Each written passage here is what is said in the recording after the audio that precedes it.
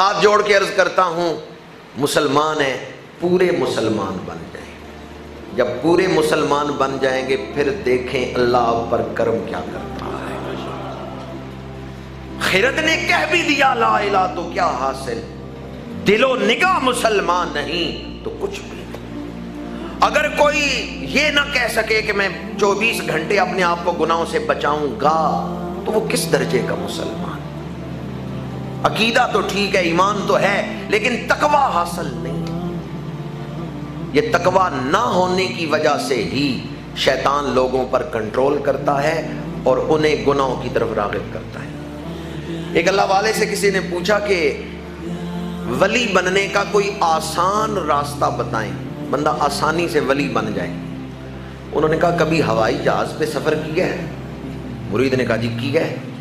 انہوں نے کہا ہوائی جہاز کے اڑنے کے لیے کتنی چیزوں کا ہونا ضروری ہے؟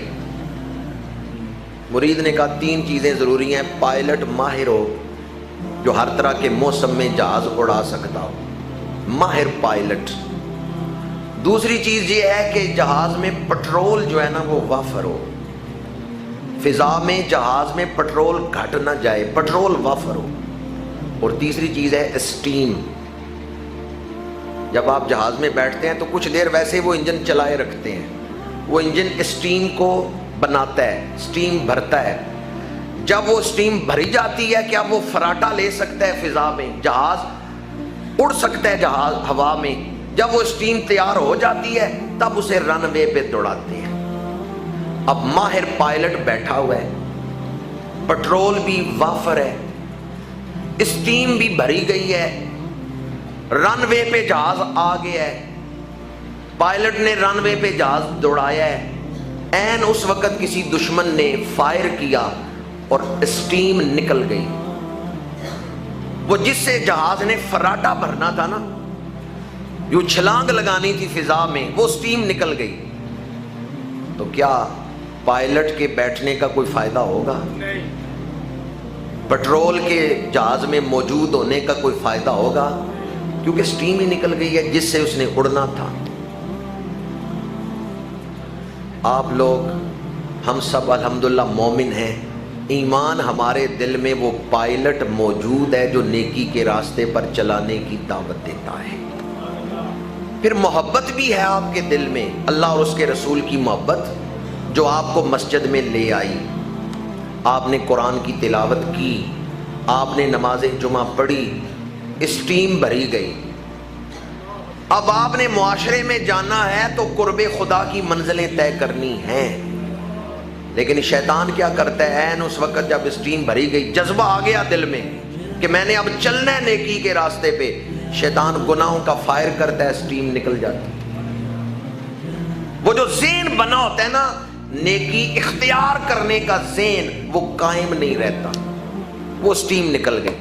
جب وہ سٹیم ختم ہوگی اب جہاز ہوا میں فراٹا ہی نہیں بھر سکتا، آپ پھر سوچتے ہیں کہ میں اپنا ذہن بناؤں، پھر وقت لگتا ہے ذہن بناتے ہیں، ذہن بن گیا، شیطان پھر کوئی گناہ کرواتا ہے، وہ ذہن پھر ختم ہو گیا۔ یہ شیطان کیسے گناہ کرواتا ہے؟ اس دور کا نشہ کون سا ہے بتا سکتے ہیں؟ اس دور کا نشہ ماشاءاللہ وہی بات جو میرے ذہن میں تھی وہی آپ نے بھی کی ہے۔ ہر دور کا کوئی نہ کوئی نشہ ہوتا ہے۔ کسی دور میں سب سے زیادہ نشہ جو تھا وہ شراب کا تھا، جتنے لوگ شرابی تھے اتنا کوئی دوسرا نشہ نہیں تھا۔ اور بھی کئی نشے ہیں، میں نام نہیں سب کے لے رہا، بھانگ بھی ہے، چرس بھی ہے۔ ہر دور میں کوئی نشہ سب سے زیادہ غالب رہا ہے، بت پرستی بھی کسی دور میں نشہ رہا ہے، لیکن اس دور کا نشہ جس میں سب سے زیادہ لوگ مبتلا ہیں وہ موبائل ہے، اور اس میں انٹرنیٹ۔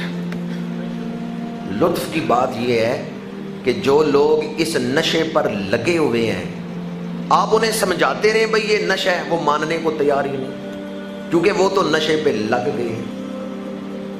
وہ یہ ماننے کو ہی تیار نہیں کہ ہم نشے پہ لگے ہوئے ہیں۔ سب سے زیادہ وقت اسی نشے پہ برباد ہو رہا ہے، تباہی اسی نشے سے ہو رہی ہے۔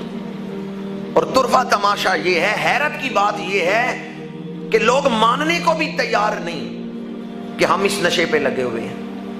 پچھلے دنوں ایک تجزیہ آیا تھا، پاکستان میں آبادی کتنی ہے اور موبائل کتنے ہیں؟ جی 15 کروڑ، 15 کروڑ موبائل ہیں۔ تو قوم نشے میں لگ چکی لیکن ماننے کو تیار نہیں۔